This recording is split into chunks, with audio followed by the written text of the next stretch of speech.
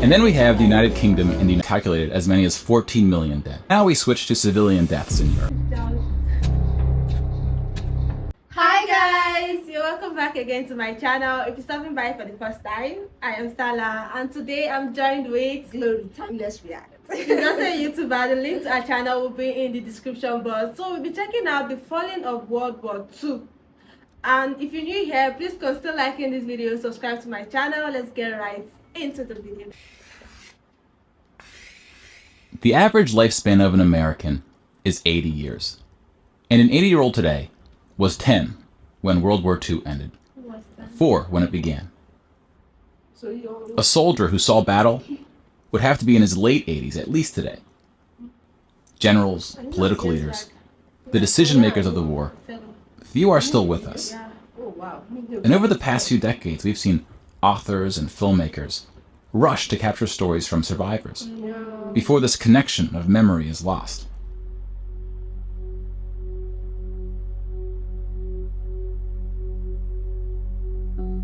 This project is not about individual war stories, and it's not about survivors. We're going to tally up the tens of millions of people whose lives are cut short by the war, and see how these numbers stack up to other wars in history, including trends in recent conflicts.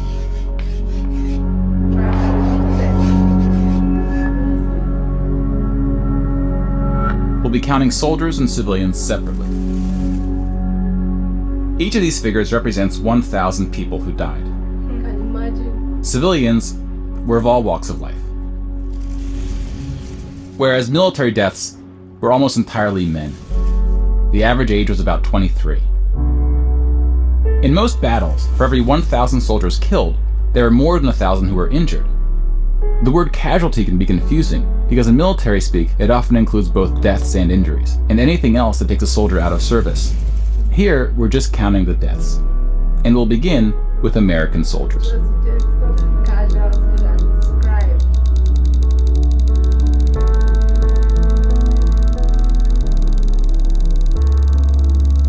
Over 400,000 died.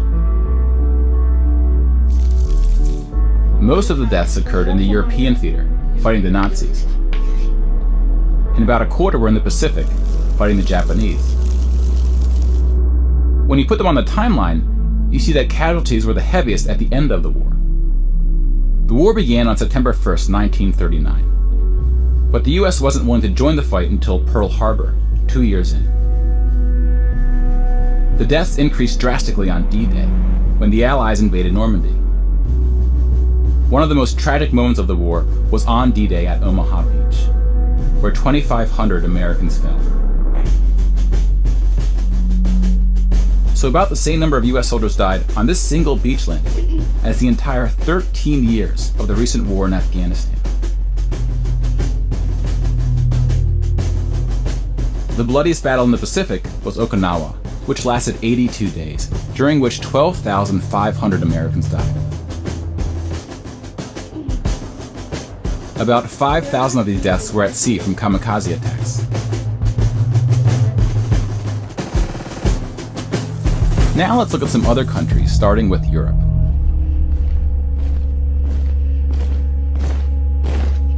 Germany started World War II when it invaded Poland.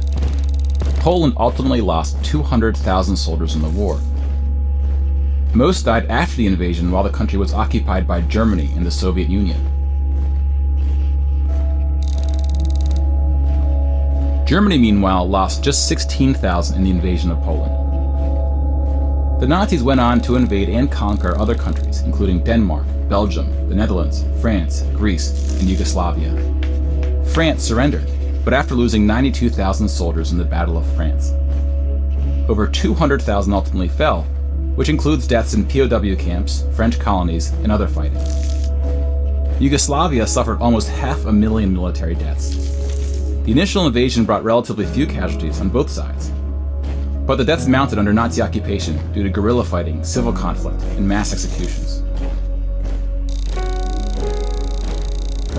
The Nazi invasions were swift, with relatively few German losses. Even the Nazi commanders expressed surprise at their success. And then we have the United Kingdom and the United States, who were not invaded but took the fight to the Nazis. Britain lost about the same number of soldiers as the US, which includes the British colonies. Germany lost about 500,000 soldiers fighting the US and Britain in what is known as the Western Front, which took place in France and Belgium.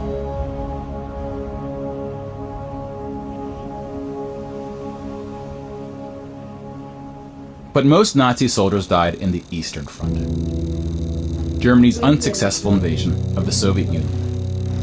The numbers are staggering. The most famous battle of the Eastern Front, and perhaps the turning point of the European war, was Stalingrad. The German Sixth Army successfully took Stalingrad, but then got surrounded by the Soviets and cut off from food and ammunition. 500,000 Nazis would ultimately die in Stalingrad. Another 100,000 were taken prisoner, of which 6,000 would ever return. POWs had a low survival rate throughout World War II, and it was particularly grim in the East. When you include these POWs, roughly the same number of Germans died in Stalingrad as all the Western Front fighting against France, the UK, and the US. And though Stalingrad was a victory for the Soviets, they suffered almost twice as many losses as Germany.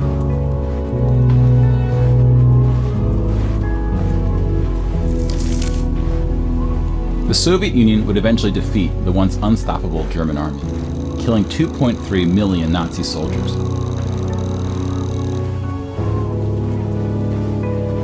But winning the war came at a cost.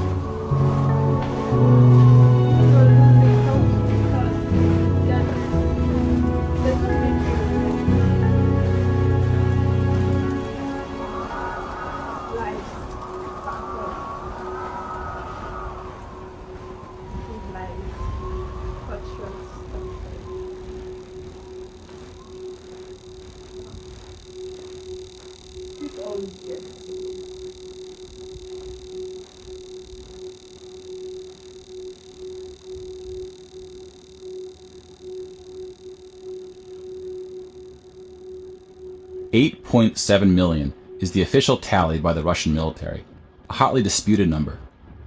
Some studies have calculated as many as 14 million dead. To complete the count of European military deaths, we need to add German deaths from other fronts, including the North and Africa, as well as deaths from other Axis powers allied with the Nazis: Hungary, Romania, and Italy. When you put these European military deaths on the timeline, it looks like this. You can now interact with the chart to learn more. Pause the narration if you would like more time.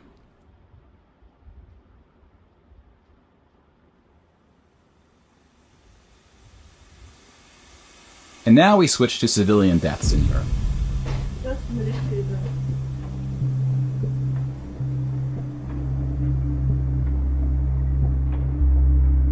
6 million Jewish people were killed in the Holocaust.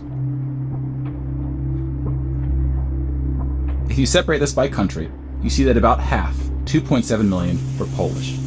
700,000 were Soviets, followed by Hungary and 17 other countries.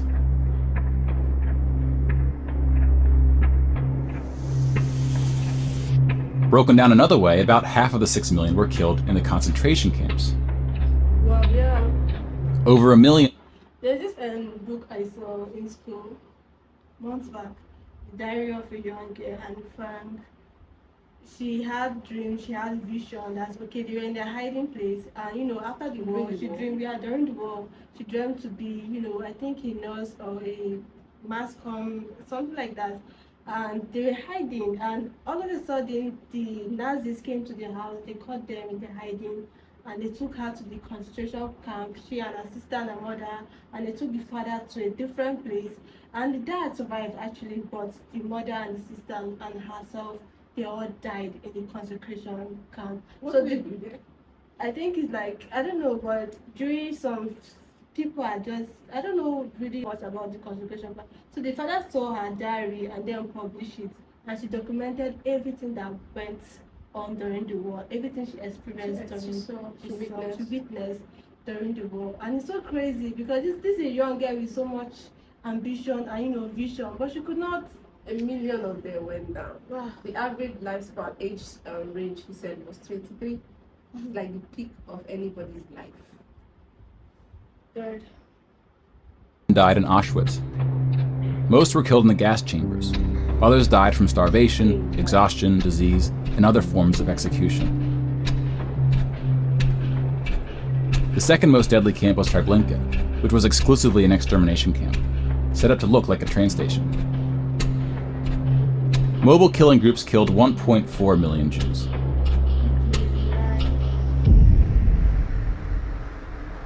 Like with the gas chambers, men were killed first to reduce the risk of revolt.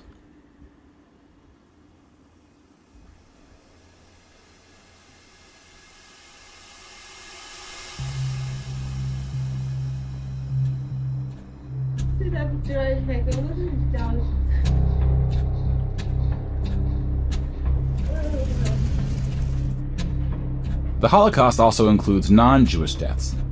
Between 130,000 to 500,000 Roma, then called Gypsies, were killed. The numbers are disputed. About 250,000 people with disabilities were killed. Homosexuals, Catholics, and other groups were also exterminated, but their numbers are relatively small. Some historians say that other civilian deaths should go under the label of Holocaust. About 2 million non-Jewish Poles were killed under German occupation. Some of which were sent to the gas chambers at Auschwitz. When you combine civilian and military deaths, over 16% of the total Polish population died in World War II, which is the highest percentage of any country. But not the highest in total death count. The Soviet Union again tops that list, losing at least as many civilians as it did soldiers, somewhere between 10 and 20 million. A particularly dark moment for the Soviet Union was the siege of Leningrad, now St. Petersburg. German forces surrounded Leningrad before civilians could be evacuated. Supplies, including food, were cut off for 2.5 years. 1.5 million people died as a result, mostly from starvation, mostly civilians.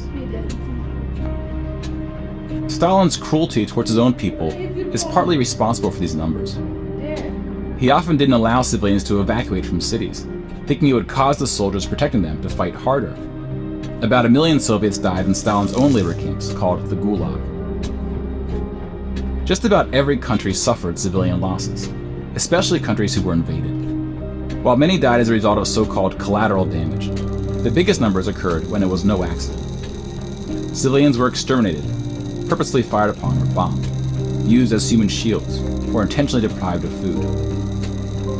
The intentional killing of civilians was done by most warring parties, including the United Kingdom and the United States.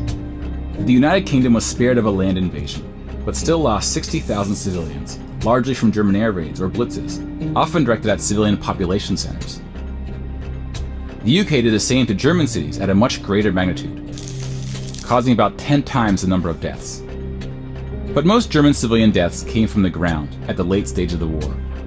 When the Nazi regime collapsed, civilians living in occupied regions had to desperately flee from the advancing Soviet army. Rapes were widespread, and death estimates ranged from 600,000 to 3 million.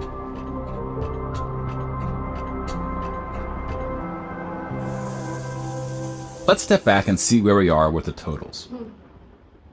We just counted about 20 million civilian deaths in Europe. If you add this to the European military deaths we already covered, it brings us to over 40 million.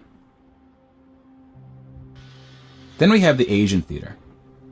Here we see the vast majority of military deaths in Asia came from China and Japan.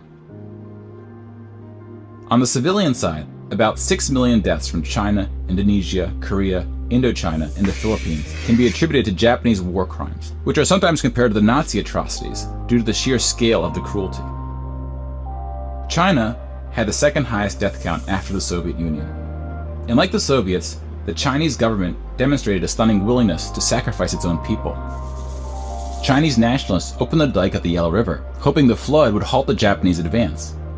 500,000 Chinese civilians or more were killed, which is 2 or 3 times the number who died in all countries in the 2004 Asian tsunamis. But the invasion of China only cost Japan 200,000 soldiers. Most were killed fighting the US and allies in the Pacific War. A significant portion of Japanese civilian deaths were caused by American firebombing and the 2 nuclear attacks. Contrary to official US statements, these airstrikes were directed at civilian populations, not military targets. When you add all the deaths outside Europe, it brings us to a grand total of 70 million for the war, give or take depending on who's counting and what civilian deaths get included. More people died in World War II than in any other war in history. For comparison, here are 20 or so of the very worst wars and atrocities we have on record. Some of these are more of atrocities than wars, but we've seen how that distinction can get blurry. Some of these spanned across centuries. World War II had the highest body count, and it all happened in just 6 years. The world's population has grown significantly since the earliest atrocities on this list. If you want to compare them in terms of what percentage of the world died, we can adjust the chart to look like this. This rough approximation tells us there may have been more devastating wars before World War II, proportionally speaking.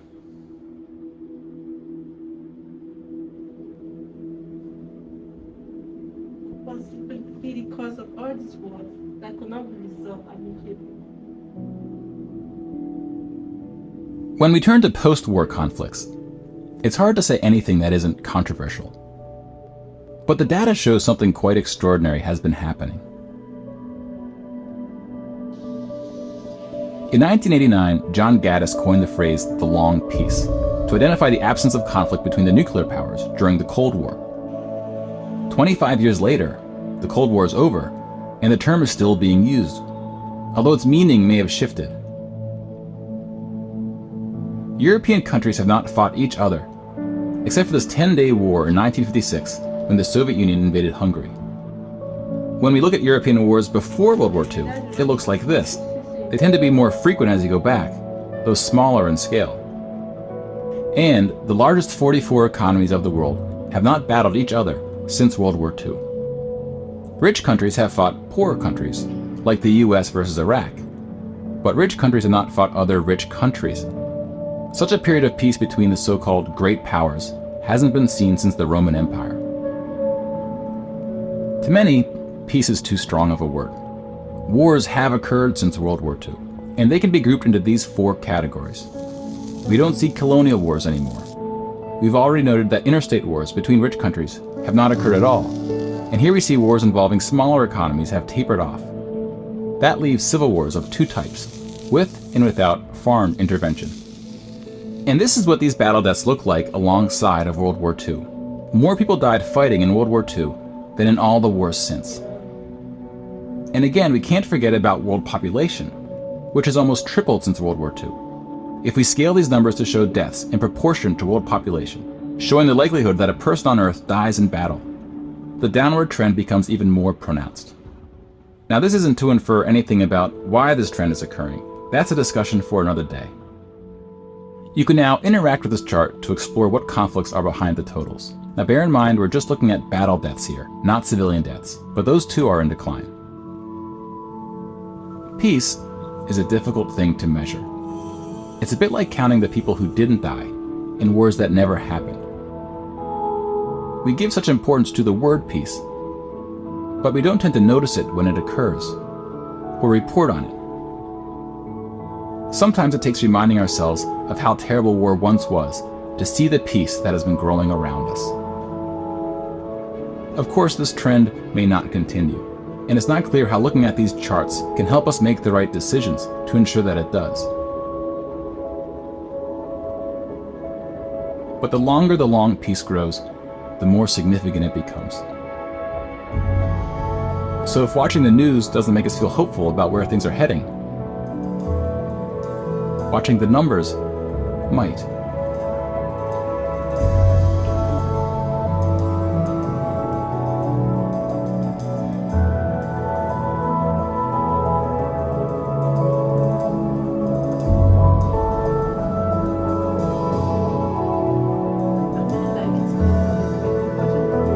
But it still seems like most countries don't Get it. get it. Especially the Russians. I'm sorry to call names. But because they keep fighting, they're always involved in the fight, and I don't know why. Because even counting the numbers, they're among the nation that has one of the highest Losses. But still, So they really, what is all this fight for? I may ask. I mean, if only they could see, the future and see the number of people that would have died when the whole Germany invading Poland stuff started. Well, watching this, I just feel like even if they are seeing the yeah, future, it wouldn't change anything it because this wouldn't. is something that you can look back on and be like, try to make peace. But still, it seems like, okay, nobody's learning from it. Although I know that somehow I'm not trying to be on anybody's side, Not at but all. it is what it is. Somehow I've seen the US clearly avoid war. There are instances, there are situations that have happened, and the US have tried to use wisdom to. Because even the World War II, they didn't join immediately. It was after 2 years, the Pearl Harbor scenario. That was when the US joined the war. The war. So they've been trying their best to avoid war and everything. You can even see comedians talk about it and all of that. So I think everybody should be like that. Just try to avoid the war and just let peace reign as much as we can. Because if there's going to be a World War III, we don't even know what's going Is it to World War look III like. or World War IV? Oh really? There's a I World think War there's a III World War already. III. I don't know. I will check about that because I feel like this particular video should be shown to all leaders, not the citizens, because the leaders are the one that can Make give the a go decision. and stop to everything. To all leaders to show people how the lost work and cause. Because it's not about losing properties, it's losing life. These are people with vision, these are people with dreams. Because after the World War, they stacked up numbers of ring funds removed from the dead soldiers, dead civilians' hands. It was plenty. You can imagine the number of love story that was cut short, not to talk of the number of vision. That's what they said. The cemetery is really the most talented place in the world. Where many talents and visions and ideas have been buried in. God, guys. And trust me, there's going to be another one. It's going to be so bad because coupled with the kinds of animation they are producing now, these days, yeah. it's going to be so bad. So please, we should try to just combat any form of war, dispute within yourself, other persons. It should be avoided because peace is so good. It's so good. It's a good place to be in. Just imagine how the people in Sudan now are feeling. Like we are literally making videos. They can't do this. It's easy to. I know it's not easy to create peace, but at the same time, it feels like, oh, you're angry and you need to prove a point to make certain decision and show somebody you are something. You have the power. You have the this. But I mean, all of those things can just end if you have self-control to an extent. I mean, what are you showing off at the expense of people's life? Like seriously, because most of these leaders, when the war starts, they know how to flee and hide somewhere, but they don't care the amount of citizens that die. And most times, some citizens even used to be involved in pushing the war and just make it go, not minding that at the end of the day they are at the effect, they are at more receiving end than even the leaders because they know how to hide themselves. Just imagine the war in Sudan. I the other day I was talking to the house and I was asking, after this war, who are these people coming to rule? If at all anybody get the presidency or whatever they are looking for, why are you coming to rule? They are going to rule the people that are left. They are going to rule the people that are left. The problem now is that the war going on, who are the people dying? That's what I keep asking. Who are the people dying? The citizens and the civil and the military people. The leaders, most of them don't die during this war. Trust me, they don't. They know how they do their things. God, this is crazy. And his last remark was everything, and it was really priceless. And I wish peace is that easy to get. I just wish so. Because if there's a war, both the loser and the winner, everybody face the consequences of it. And thank you guys so much for watching to this time. Please let me know what you think about this video in the comment section, and I'll see you guys on our next one. Bye guys.